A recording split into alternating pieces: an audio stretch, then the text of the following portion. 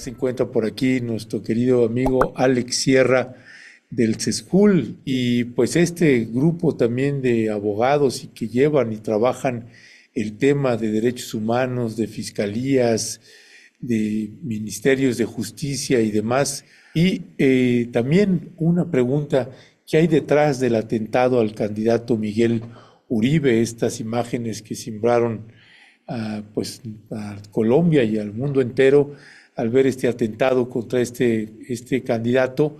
Así que Alex Sierra, muy buenos días, bienvenido, un gusto tenerte por acá. Ernesto, Violeta, muy buenos días. Un placer y muchísimas gracias por la invitación. Al contrario, querido Alex, gusto en saludarte nuevamente y gracias que estés por acá en este espacio de Momentum. Alex, si estás de acuerdo, dada la circunstancia que estamos viviendo y pues que hemos estado dando seguimiento al caso de Miguel Uribe, si podemos iniciar con este caso.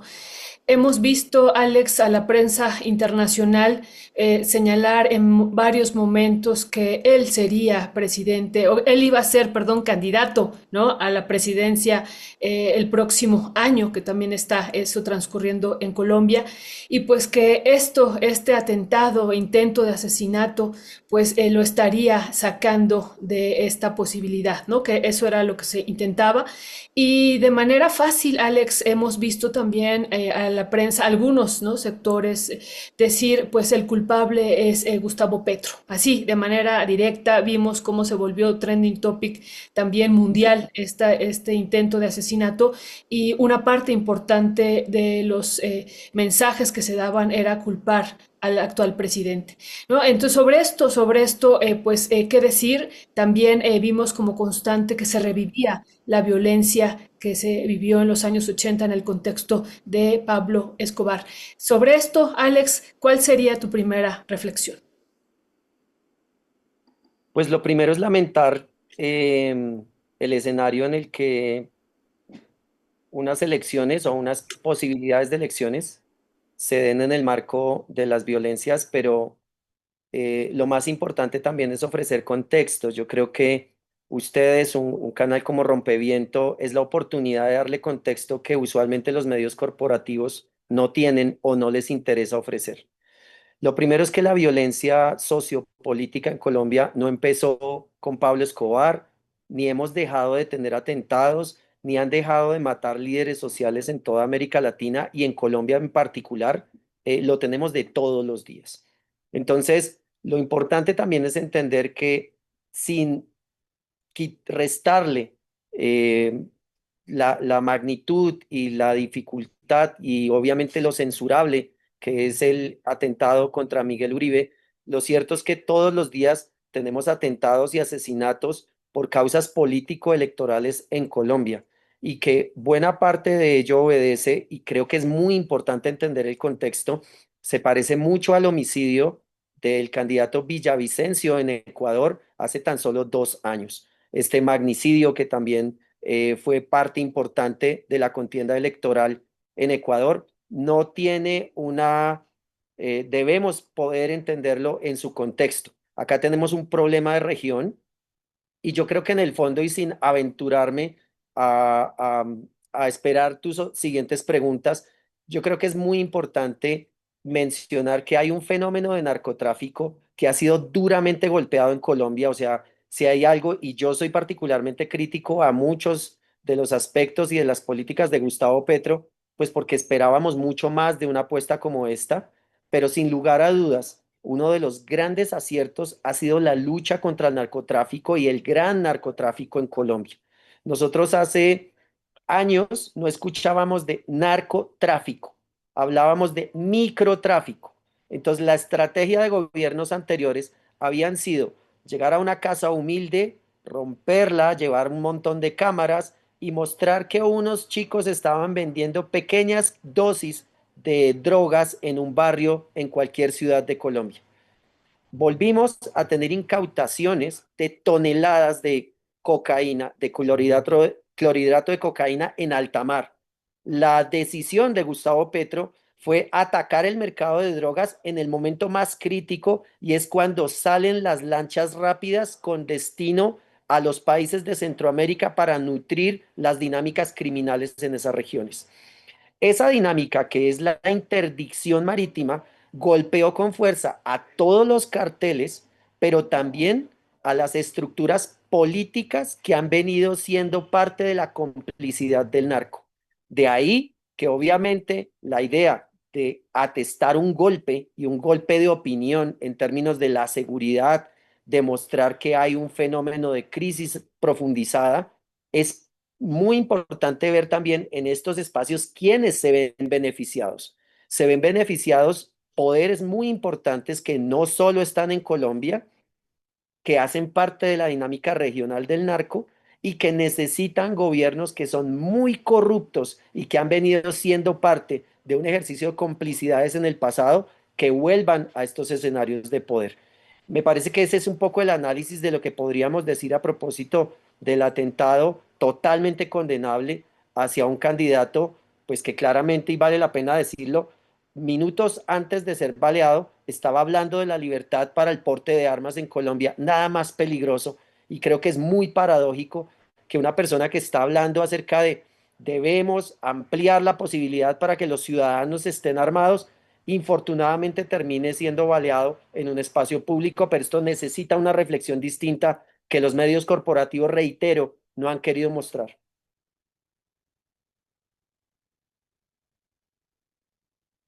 El micrófono, Ernesto. Ah, ya está, perdón, gracias. Gracias, Alex. Hablando de los micrófonos, Gracias. ¿no?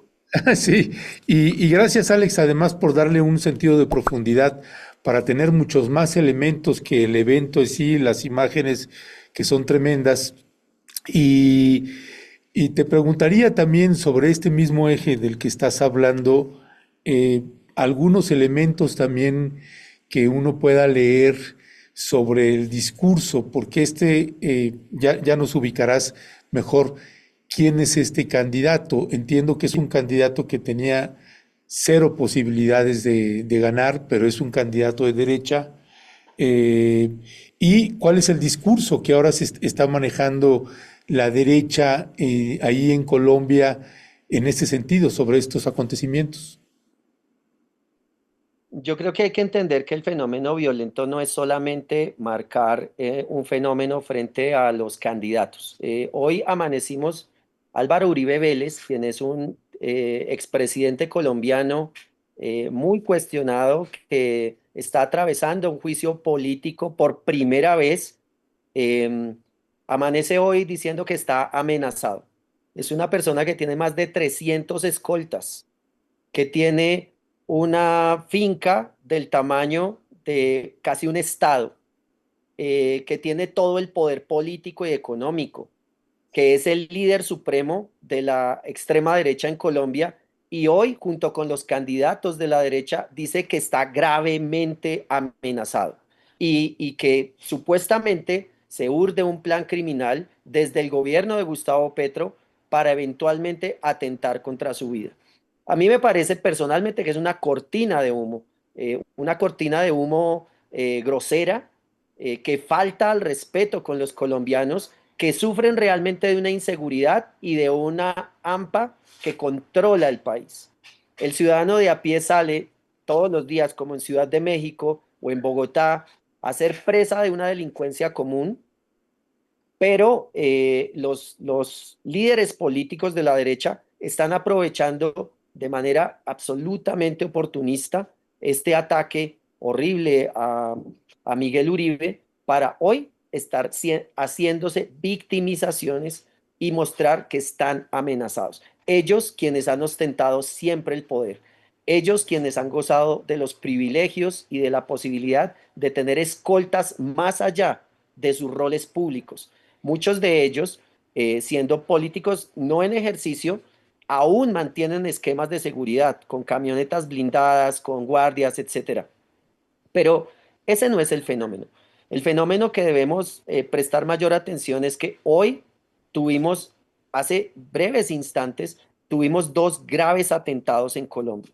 Dos graves atentados con muertos en la ciudad de Cali, y que creo que hacen parte de la dinámica con la cual nos vamos a tener que enfrentar en estas elecciones. Y es otra vez una agenda de miedo, otra vez una agenda de seguridad, una agenda desde una derecha que va a reclamar más policía, más militarización, más presencia de armas, y claramente las personas ven en tiempo real, pues obviamente la situación violenta genera ese miedo y yo creo que en eso había una gran ganancia en los últimos años en Colombia. Había una discusión acerca de la seguridad para quienes, de la importancia de una seguridad humana, de fortalecer políticas públicas como mejores condiciones laborales, como un sistema de salud que se está desarmando y que necesitábamos tener una reforma importante. Y yo creo que de fondo ese también es un campo de debate político. Si lo que queremos es una serie de reformas que permitan mejorar la condición de vida para millones de personas en Colombia, o si volvemos a un escenario donde hay una cortina de humo relacionada con la violencia sociopolítica y con la necesidad de la militarización y de la discrecionalidad del manejo de las armas y los estados de excepción. Y creo que en últimas ese es parte del debate político entre sectores, yo no diría de izquierda, sino ampliamente democráticos y progresistas, y un sector de ultraderecha que se ve muy fortalecido, valga la pena decirlo, por la presencia de líderes como Donald Trump en los Estados Unidos, como Vox en España, con quienes hay una conexión muy fluida, y obviamente unos liderazgos bastante precarios, pero además muy efectistas en lo simbólico, como el de Bukele en El Salvador o Milei en Argentina. Yo creo que en últimas por eso es tan importante entender esta dinámica como parte de la punta de lanza de un debate sobre lo que puede ser la agenda política en los próximos años para América Latina. Sí, muchísimas gracias, Alex. Sobre esto que nos estás comentando, sabemos también que hay un interés de Gustavo Petro de reelegirse el próximo año. ¿Qué tanto también este intento de asesinato tiene que ver con desestabilizar el gobierno y pues también impedir que él pudiera llegar? Digo, impedir en el sentido de, pues fue acusado inmediatamente, responsabilizado y bueno, sobre eso, ¿cuál sería tu reflexión, Alex, si también ves como parte de este atentado eso? Y lo otro, Alex, que también vemos a la prensa que ha pues hecho mucho énfasis en la edad del chico que dispara, que tendría entre 14 y 15 años, hemos visto estos dos datos, y pues que también eso llama la atención a nivel mundial. Bueno, dos cosas que me parecen especialmente dramáticas y tiene que ver con, hay un chico eh, que le falló toda una sociedad. Su padre se fue del país, su madre muere hace 2 años y queda bajo custodia del Estado. Va a algo que se llama el Instituto Colombiano de Bienestar Familiar, que es una entidad que le recibe, y luego entra a un programa público que crea justamente el gobierno de Gustavo Petro, que se llama Jóvenes en Paz, orientado justamente a ese tipo de pelados, que no tienen, a ese tipo de chicos, pelados decimos en Colombia, a ese tipo de chicos para quienes no hay ninguna alternativa. Y se fortalece un programa público del cual también ese chico termina saliendo.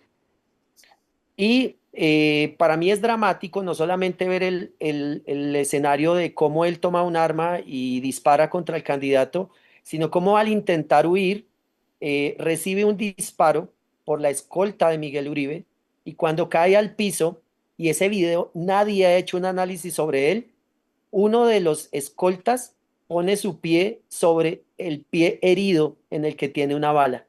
Para mí eso es abiertamente un ejercicio de tortura y no está bien. Reclamamos y rechazamos la violencia, pero cuando alguien está en uso de facultades públicas, no puede hacer uso de la misma violencia y mucho menos de la tortura contra un menor de edad.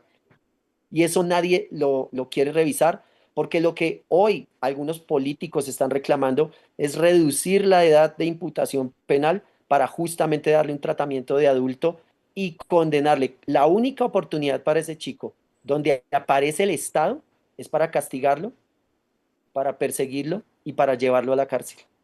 Y eso es parte del análisis que debemos hacer. necesitamos políticas públicas y gobiernos que se orienten a atender las necesidades apremiantes de una población que padece hambre, exclusión, miseria y pobreza, o queremos simplemente un ejercicio de perpetuar privilegios. Yo creo que en últimas ese es el debate.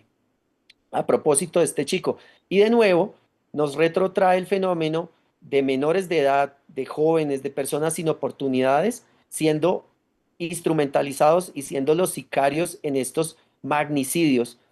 Nos pasó con el ministro Lara Bonilla hace ya bastante tiempo, que también un joven, un chico lo asesina. Pasó con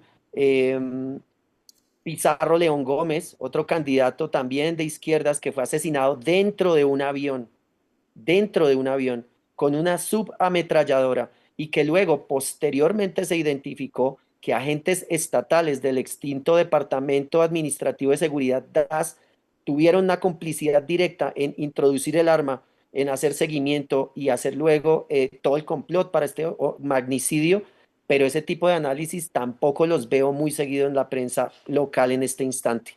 Nos hace falta mucho entender nuestra historia y ver que ahí hay unos intereses muy, muy particulares que son recurrentes, que volvemos a unos mismos escenarios donde instrumentalizamos, llevamos a algunas personas a que cometan actos atroces, pero después de ello no hay mucha investigación. Yo dejaría un poco por ahí, pero también, Violeta, mencionar una cosa bastante grave. Medios como Infobae, que lo quiero mencionar porque claramente esto no es de decir algunos medios, Infobae saca una serie de radiografías supuestamente de Miguel Uribe. No están certificadas como las radiografías que se le tomaron. Se habla de armas, por ejemplo, se habla de un arma Glock que fue adquirida legalmente en los Estados Unidos, pero luego aparecen videos, y eso es muy importante también entenderlo, es, a diferencia de hace 20 o 30 años, en este hecho hay cientos de videos. Muchas personas estaban grabando con sus celulares y aparece lo que podría ser una plantada de un arma por parte de un policía en la escena del delito.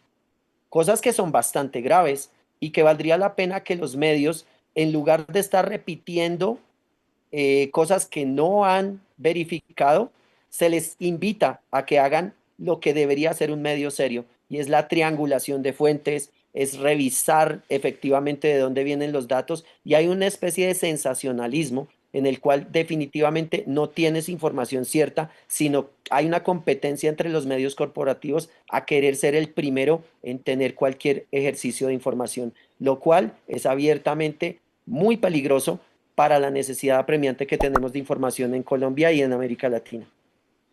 Gracias, Alex. Pues sí, sobre esto último que estás señalando, pues leíamos también como esta arma aparentemente plantada a este joven, pues no cuadraba tampoco el dato del tipo de arma, porque dicen, si esa arma hubiera sido accionada a esa distancia, le hubiera volado la cabeza al candidato, así que no coincide esta arma que aparentemente fue plantada ahí. Ya saldrán más las investigaciones. Llama la atención que hay mucho hermetismo informativo sobre el tema, y pensamos que ahí las autoridades tendrían que estar pues ya dando mucha más información a estas alturas del partido. Sí, muchísimas gracias, querido Alex Sierra. Pues te mandamos un fuerte abrazo, observador electoral internacional y director del CESJUL Colombia. Fuerte abrazo, Alex, y seguimos en comunicación frente al proceso también que está viviendo Colombia, que nos interesa mucho por acá. Gracias, querido. Estaremos muy en contacto, y un abrazo a todos y un saludo a todas las personas que nos vieron. Gracias, Alex Sierra.